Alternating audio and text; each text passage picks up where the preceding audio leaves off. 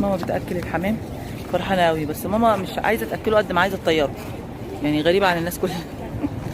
نفسها يطير حواليها بس. اهو بصوا اما تطيروا ازاي.